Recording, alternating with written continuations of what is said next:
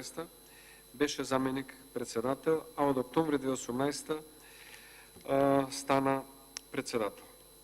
Во врска со овој предлог, би сакал да напоменам една работа што треба да се има во предвид. Државниот завод за ревизија констатира дека господинот Блери Мисенин и двајца други членови на Агенцијата за слободен пристап до информација од јавен карактер незаконски земале патни трошоци.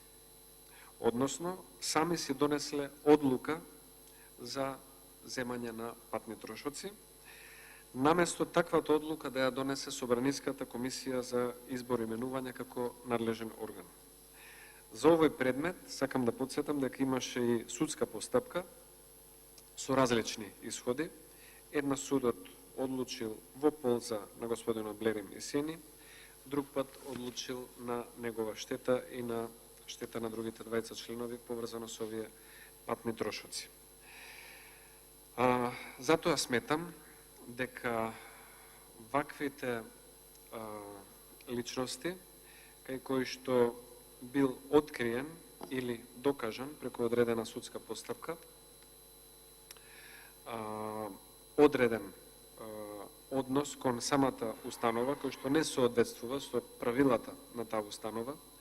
или пак ги презема надлежностите на друг орган, како што е Комисијата за избори и именувања, не би требало да бидат повторно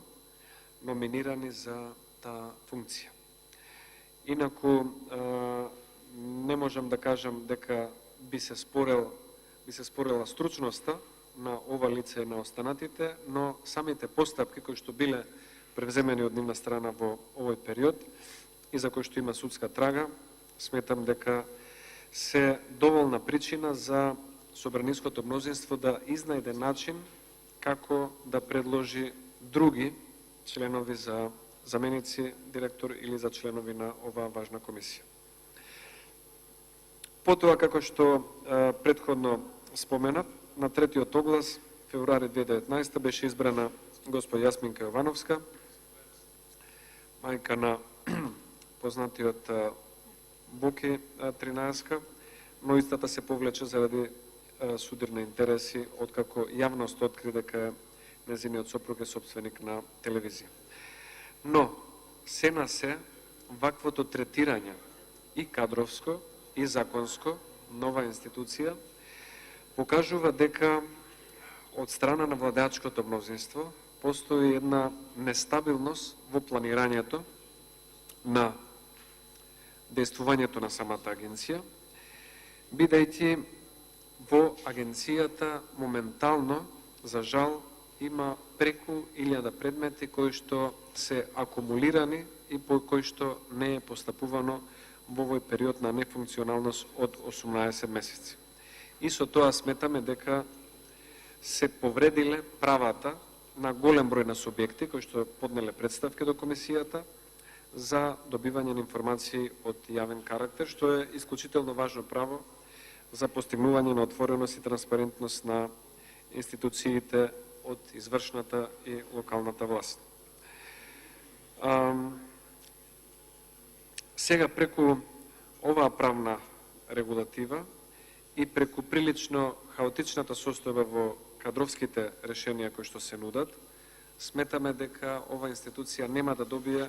засилен капацитет за да одговори на обврските кои што произлегуваат од истата, односно на ваквиот начин и со ваквите кадровски решенија нема да биде изненадување доколку Агенцијата за слободен пристап до информации биде пристрасна и селективна во постапките кон странките кои што имаат жалби до оваа институција, а се однесуваат на одредени институции и установи кои што се раководени од страна на владеачкото мнозинство, на партиите СДСМ, ДУИ, НСДП и другите партии во коалицијата. Затоа цениме дека и овој предлог проект, како кадровско решение, не е соодветен и не сметам, јас лично барем, дека би требало да биде прифатен. На крајот, ќе завршам уште еднаш со податокот кој што се однесува на оваа комисија и на одговорноста за незината неработа,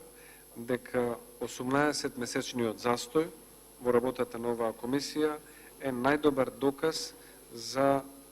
тоа колку на високо или на ниско ниво е транспарентноста и пристапот до информациите од јавен карактер за владеачкото мнозинство и за самата извршна власт. Толку би имал, благодарам многу. Реплика пратеник од